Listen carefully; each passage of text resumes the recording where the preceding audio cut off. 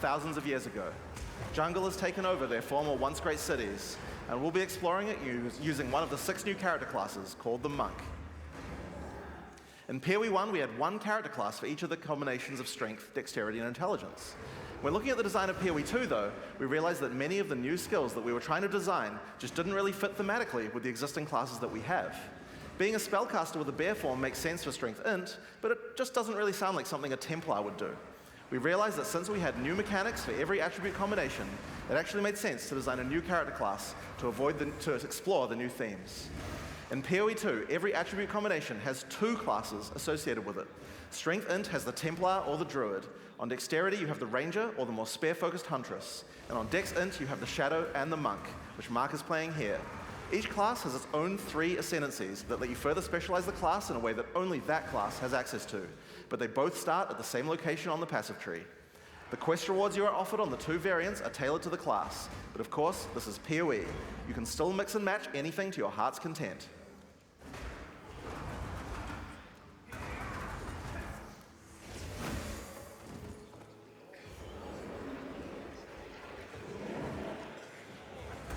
Looks like we've come across the boss for this area. In PoE 2, every area of the campaign contains a boss of at least this difficulty. That's over 100 bosses to fight as you make your way through the campaign, and they all have unique mechanics.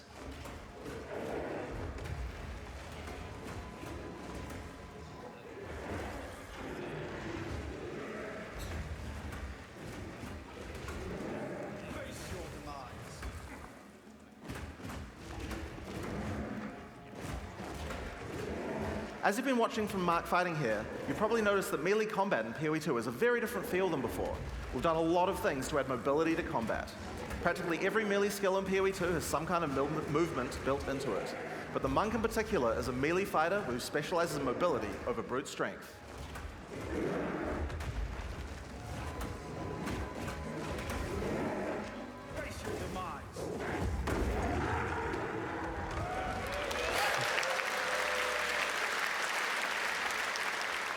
So, as Mark has been playing, you might have noticed these blue markers over enemies.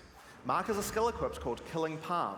Whenever an enemy has a blue indicator over it, it means that the monster has low enough life to cull with Killing Palm. Successfully executing the cull will give you a power charge. This is an important skill for the Monk, since many of his skills interact with power charges. One of the great things about the skill is that it has a built-in dash forward, which makes it much easier to target the skill right at the point where you need it. We've done a huge amount of work in PoE 2 to make using skills like this feel satisfying. If you're accidentally targeting slightly off the monster, the skill will automatically lock onto the cullable target, and it will even do a small amount of pathfinding around obstacles. We really want to make sure that when you've got an opportunity to use the skill, nothing is going to get in your way. Once you have some power charges, you're going to need some skills to power up. A great follow-up is Falling Thunder. Falling Thunder without a power charge just creates a relatively small lightning AoE in front of you. But if you do it with power charges, it turns into a pack clearer with a large number of extra projectiles.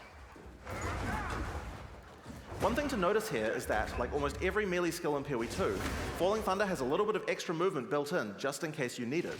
Use the skill within range and you just do the flip in place. But use it at a larger range and your character will move forward while executing it, getting you into position without any time penalty.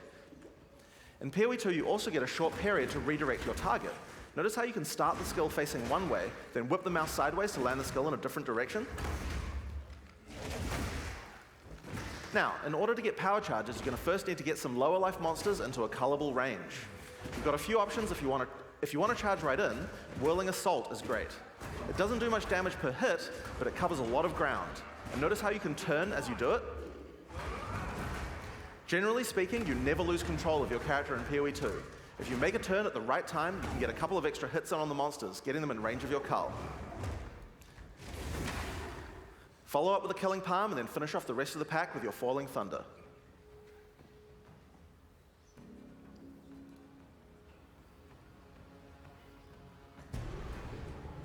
We've now entered the Vaal Mechanarium. This is the place where the Vaal built the various constructs that they relied on to power their civilization. Now this is a find! A Vaal ruin that hasn't been looted? I wonder why nobody's been in here before. One useful feature we've added is the ability to call in NPCs to where you are to give you more information or help you with quest objectives, rather than always having to go back to town. In this case, we've called in Alva to find out what to do. This mechanism. If powered with a small soul core, it could open that door. There should definitely be soul cores somewhere around here. They had to power these constructs somehow. As Alva just said, we need to find a small soul core to open this door. Let's explore. Get back! If you want to shave off some life without getting too close to some of the more dangerous monsters, a great option is Wind Blast. Wind Blast also doesn't do too much damage, but it keeps enemies back. The closer they are, the farther they're pushed back, so it's a great option for keeping smaller but higher damage enemies at bay. Note that the bigger the enemy is, the less they'll be pushed back, so trying to push back some giants isn't going to be as effective. And there's the soul core. Let's get back to the door.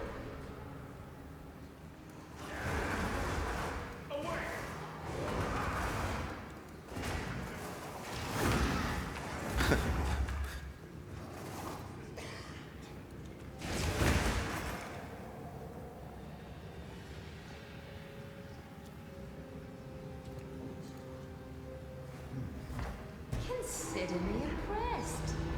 I'll keep investigating in here. Bring me in if you find anything else. Away! Now, if you need to defeat tougher enemies, it might be time to break out some of the ice skills in the monk's arsenal. Glacial Cascade creates a wave of ice that moves slowly in front of the player. It's pretty ineffective against fast-moving monsters because most of the damage occurs right at the end of the wave, and so a lot of monsters will just walk right by it. But if you can find a way to make a monster stop at just the right place, it can be very effective. In order to do that, you're probably going to want to freeze some monsters. The monk has a few different tools to do this. A fairly simple option is to get right in the monster's face with Ice Strike. Ice Strike doesn't do too much damage at the first 2 hits, but attack 3 times in sequence and you can get off a combo that has a much higher chance to freeze. Get in there with the freeze, then roll back and finish the job with Glacial Cascade. Now, remember how Glacial Cascade is that extra damaging spike at the end? If you hit a frozen enemy with that spike, it shatters the ice on the enemy and does a devastating amount of damage. This is a really great combo against bosses, as you'll see later. Oh yeah, and I've just been casually mentioning rolling around. Did I forget to mention that in PoE 2 we added a dodge roll to every character? Just press spacebar at any time to roll. There's no cooldown and no limitations. And it even has pathfinding in it, so you don't get stuck on anything. When you When you dodge roll, you're not invulnerable. If something hits you, you're going to feel it, but most things aren't going to hit you. And that's because while you're rolling, projectiles and melee strikes will always miss. You'll have to roll out of the way of a slam that has AoE, but anyone swinging a sword or throwing a fireball is going to miss. Now, another important function of dodge roll is it lets you cancel out of any skill at any time. This makes it so you don't feel like you're getting stuck during a long animation when something's about to hit you. It really changes how skills with longer attack and cast times play, and makes dodge roll a very reliable feeling way to avoid attacks. So that's one way to get out of the way of damage, but the monk specializes in mobility, so it makes sense that he would have some more. Wave of Frost is one of our new attacks with a retreat built right in. You move backwards and throw out a cold attack with a significant freeze. A great thing about this is that it puts you at a good distance to follow up with a Glacial Cascade and do a whole pile of damage.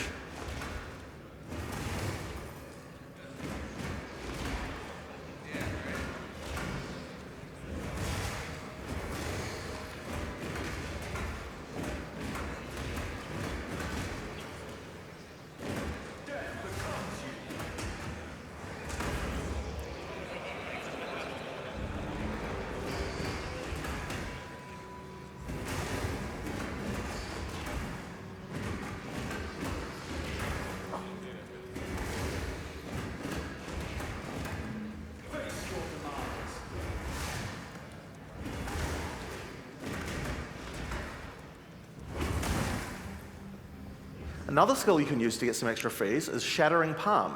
Shattering Palm is a palm strike that puts a small ice bomb on the target. Kill or deal enough damage to the target and the bomb will explode, doing some damage and a significant freeze. It's a great option against bosses where the wave of ice might not be enough to get that freeze off. But you still really want to use Glacial Cascade to get the damage bonus.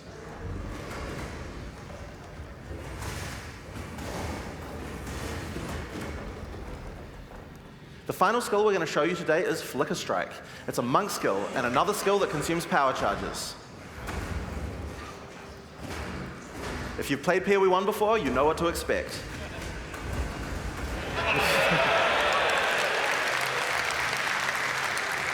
It's a great finisher for tough boss fights if you were able to get some power charges beforehand.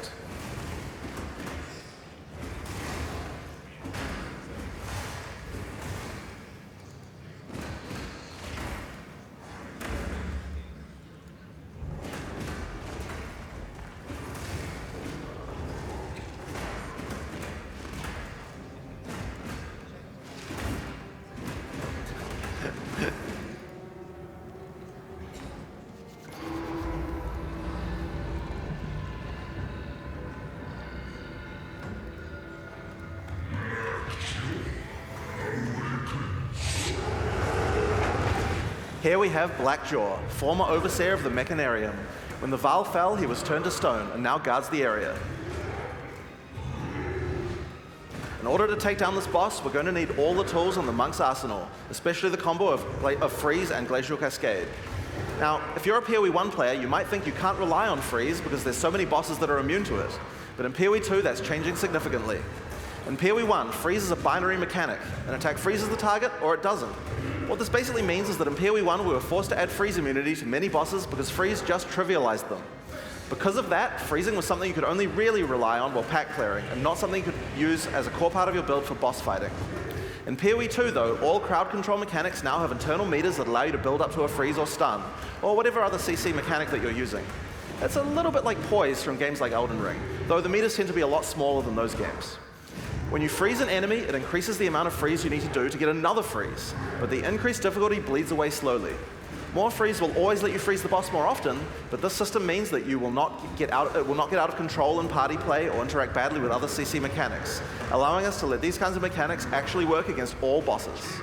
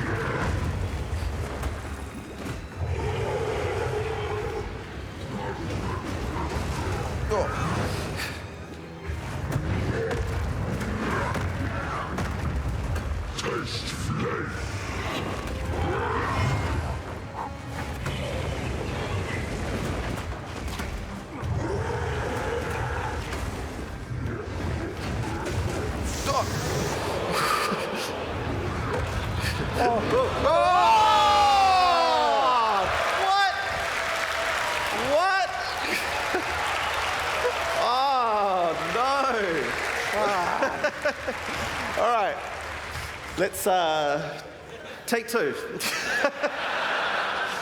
All right, so this might be a good time to mention that in PoE 2, if you die to the boss, you have to start again from the start. There's no boss cheesing. So hang on. Oh, there might be a... Are you okay? Oh, 1 second. One technical issue. It's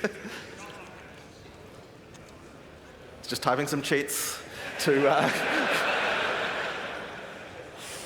All right, we good? Back to the stream. All right. All right. Round 2. Let's go. Whoever balanced that, like, come on.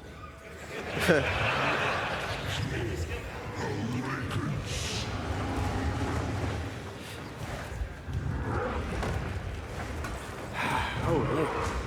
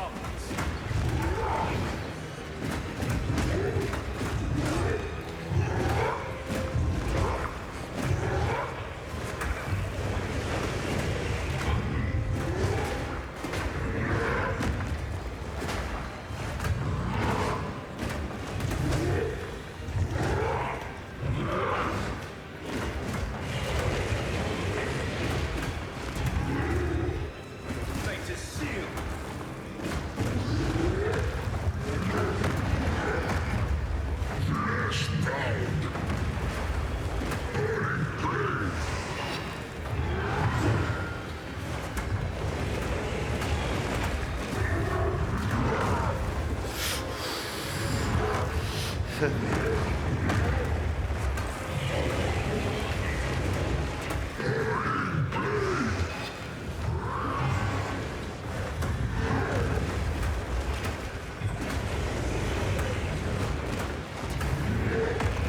on, get the freeze. Oh.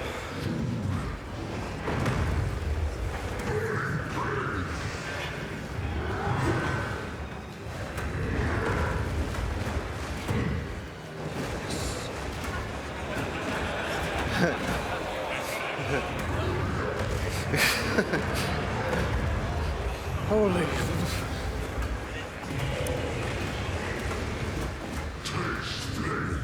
Okay, do the. Oh, nice. Whoa, whoa, whoa.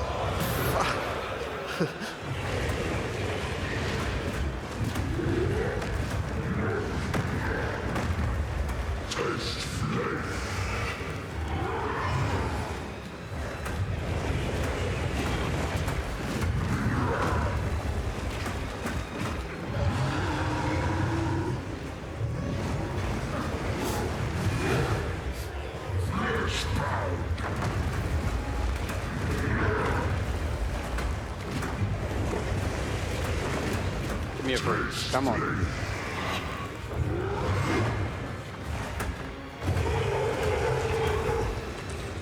Oh, hey. Got it.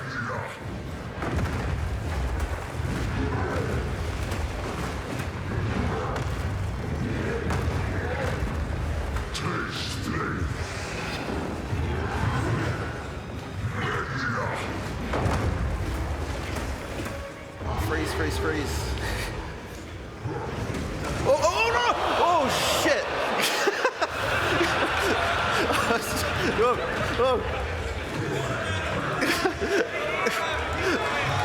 Oh. Come on. No. Get it. They're so good. There you go. After this. No. Get him. Okay. All right. Okay, there we go.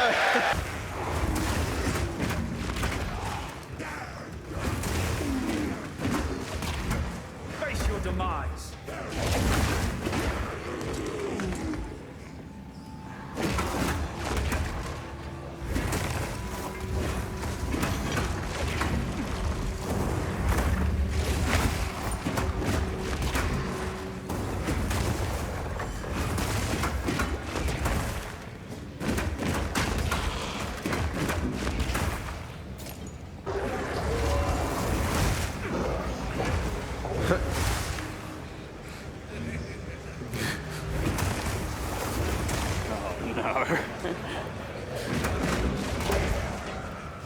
Just gonna go around this way. Need to use those killing palms more often, Mark.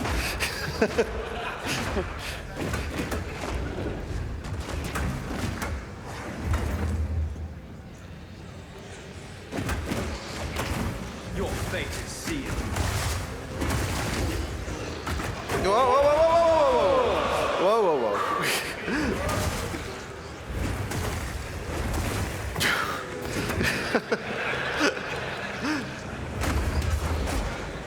My poor heart.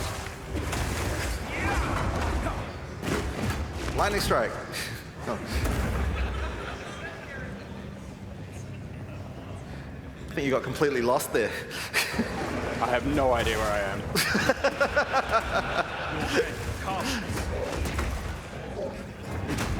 All right.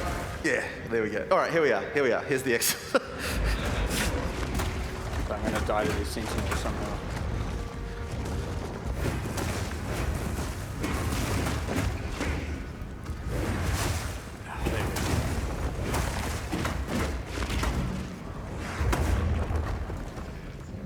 All right. Let's go right through. All right. All right. In order to help with the next area, we're going to call in a sorceress. I'd like to welcome Octavian to the stage, who's going to join the party with Mark, so they can play through together.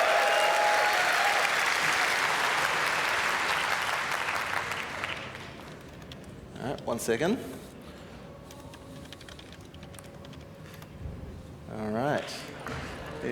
Here we go. All right. The Sorceress is the new intelligence-focused character in PoE 2. While the Witch focuses more on occult magic and summoning, the Sorceress is themed around pure elemental destruction. Let's have a look at how she plays.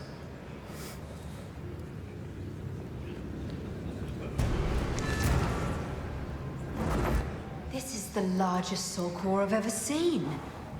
With this, we could power the canal systems. But it isn't charged.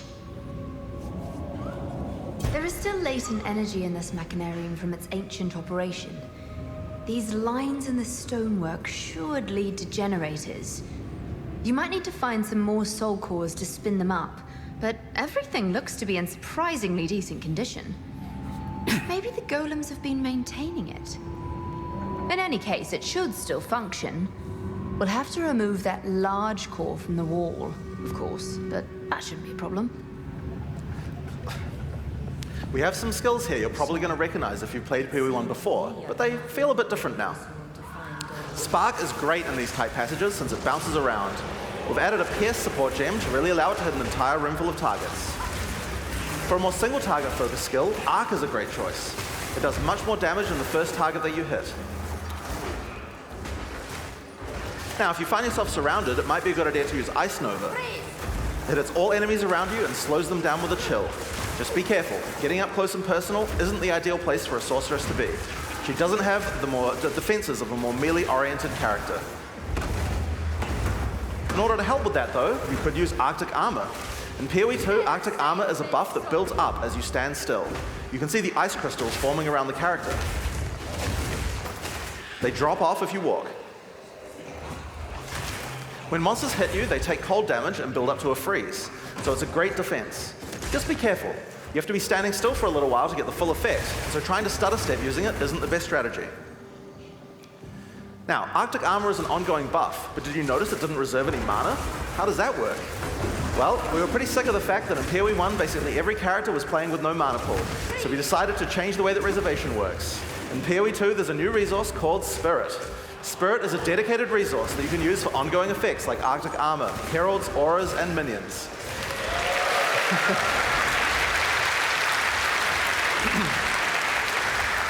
Everyone starts with 100 Spirit, which is enough for most ongoing effects. But if you want more, you're going to need to get some more Spirit, which is available on mods from items and on the passive tree.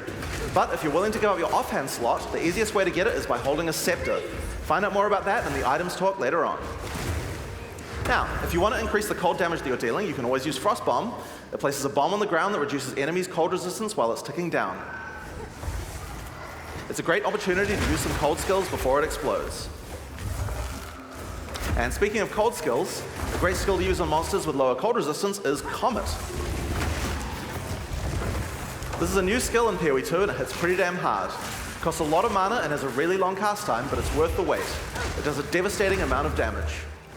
To help you out of danger, your character moves back slightly as it casts. It's pretty hard to hit fast-moving opponents, but it's great on tougher enemies that stand still, or even a larger pack if you're further away and can predict where they're going to move. Now, if you run out of mana casting too many of those, I guess in an emergency you could use your free-to-cast Fireball. So where did that come from, you ask? Well, this is a great opportunity to explain the way that we've changed caster weapons in PoE 2. Now, in PoE 1, caster weapons had a default melee attack that nobody used. And because they had that, they also had a bunch of attack mods that would spawn in them that were useless to a caster. In PoE 2, we wanted to clean that up. So each staff now comes with a built-in free-to-cast spell.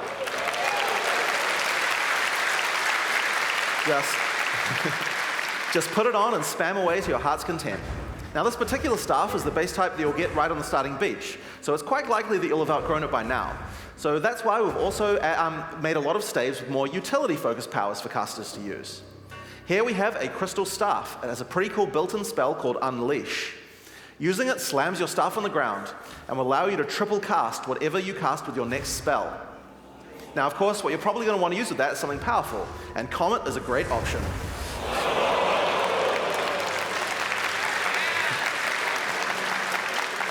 You'll notice that Unleash is one of the few skills in PoE 2 with a cooldown.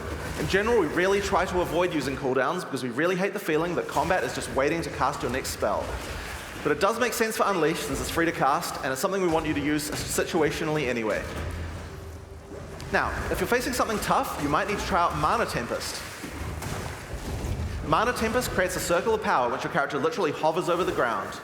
While in the circle, your mana drains, but it powers up all your spells. Lightning projectiles will fork, beams will chain further, and you also do a lot more damage.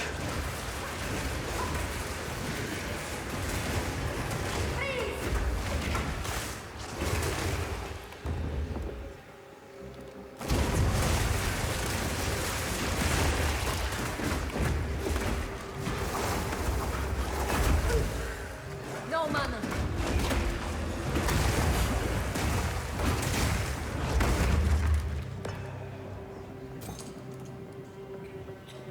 So, with all of these skills, here's a great combo to try. First, cast Frost Bomb to reduce the target's cold resistance. Then use Mana Tempest to increase your damage. Follow up with Unleash, and then triple cast Comet to do a truly insane amount of damage.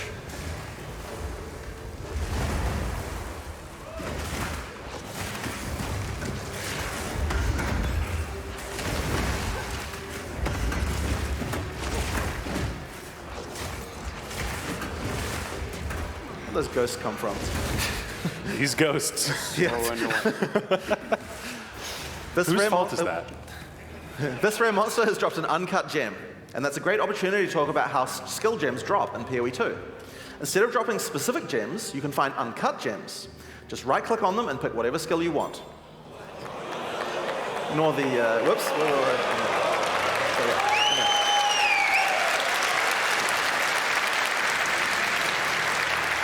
The gem will come pre-leveled to the level of the area that dropped it, so it's a lot easier to change between skills in PoE 2.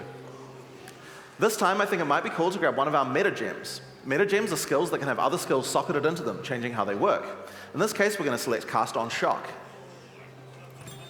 Now, let's equip this thing in the skill screen and choose which spell to trigger with it.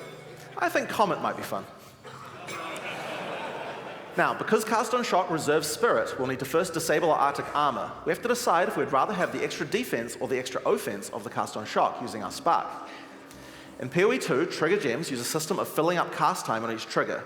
Basically, if a skill has a short cast time, it will trigger really often. And if it has a long cast time, like this Comet here, it will take a lot longer to trigger. You can see on the top left corner that there's a counter that shows you how long until the next trigger.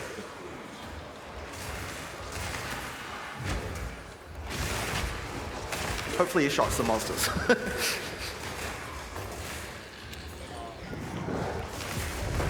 There we go. And there you have it. That's using Cast on Shock. We've automatically cast Comet whenever we're using our lightning skills.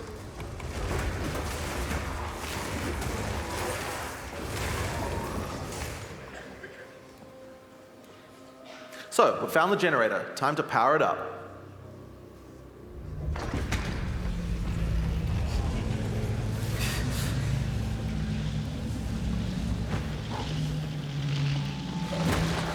As power is restored to the Mechanarium, all the constructs are coming back to life. We'll need to fight them on the way back to the charged Soul Core. So, one thing that PoE 1 players might have noticed is this character has both lightning spells and cold spells. That's pretty inefficient, right? It's a big no-no for most builds because any specialization into cold or lightning isn't going to affect the other element. And generic elemental damage increases are not going to be as powerful as focusing on a single element. Well, in PoE 2, we have another major new system to introduce to solve these kinds of problems. And it starts, oddly enough, with weapon swap. Now, in PoE 1, weapon swap isn't really used much for its originally intended purpose. We imagine that people were going to be swapping in and out between different weapons to deal with whatever situation they were in. People just don't do that at all. And a large reason for that is because it's really, really awkward. In PoE 2, we wanted to solve all of that. The staff Octavian is using here has an ice mod on it that makes it great for when he's using his ice spells. But we would also like to be able to make sure that this build works just as well for his lightning spells. If Octavian equips his previous staff in his second weapon set, you can see that it appears on the character's back. Now, we're going to open up the skill screen. If Octavian opens the skill options for his lightning skills, you can see here that you can choose which weapon sets are usable with each skill. First, we uncheck set 1 from being used by his lightning skills. Then we go through the cold skills and turn those off with his lightning weapon. Just take a second. If I can remember where they all are. Yeah. Now, when we use Spark, the character will automatically switch to the lightning staff on his back and then use the skill. And when Octavian uses his Ice Nova, his character automatically switches to his Ice Staff before using it.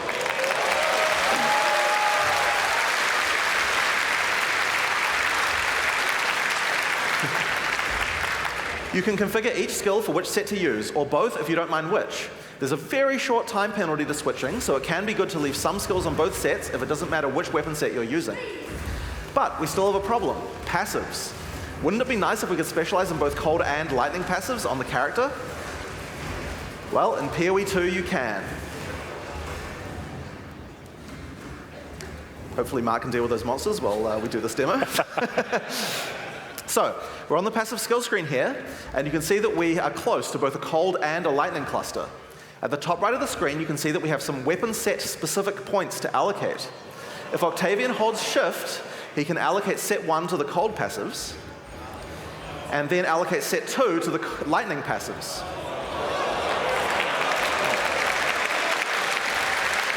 Now, check it out. As we use our weapon swap, the skills allocate changes from one build to the other automatically.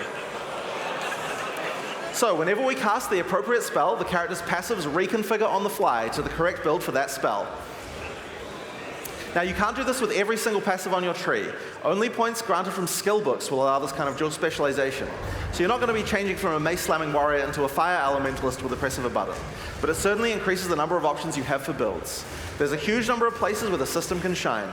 You can augment your dagger shadow build with traps, or have a great curse set up on your witch with one spec and then move to your chaos debuff spells with the other, for example. It really opens up your options. Now another fun metagem to try out is called Barrier Invocation.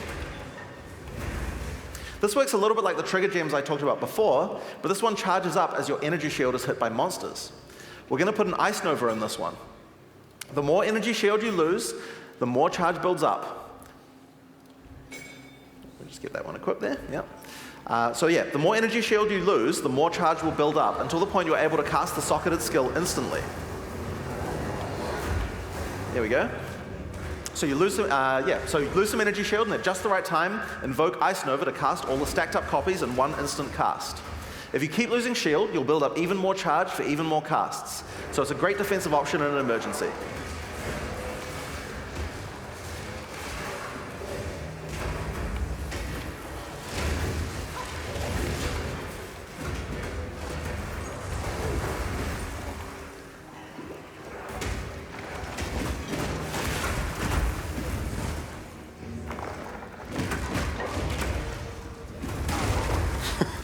Overkill. And here we are back at the charged soul core. All we have to do now is take it.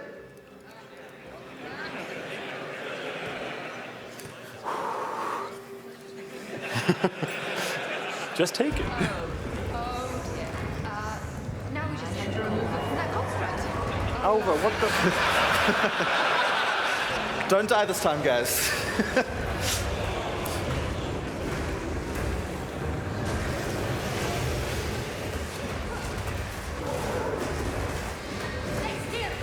Frozen? Nice. Wait.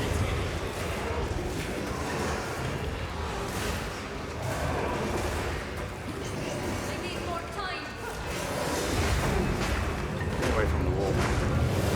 Oh god. Frozen, no? Good. Frozen, nice. Helps that we're both doing ice damage. Cold damage. Stay still!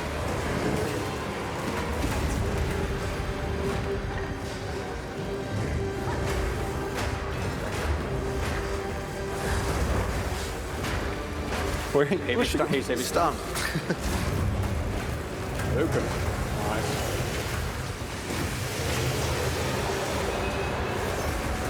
Frozen? Stay still!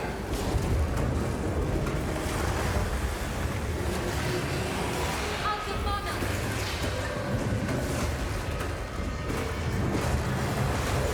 Frozen again? Getting real lucky with those freeze procs this time. All skill. Now don't move! Nice. Frozen.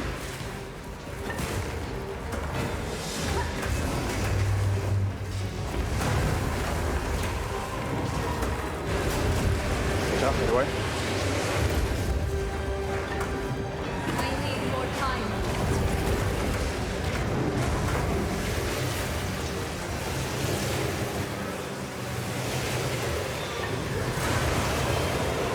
Simon, get away. Get away. Triangle.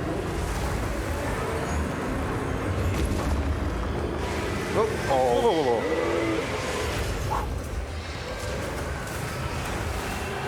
Charlie. Nice.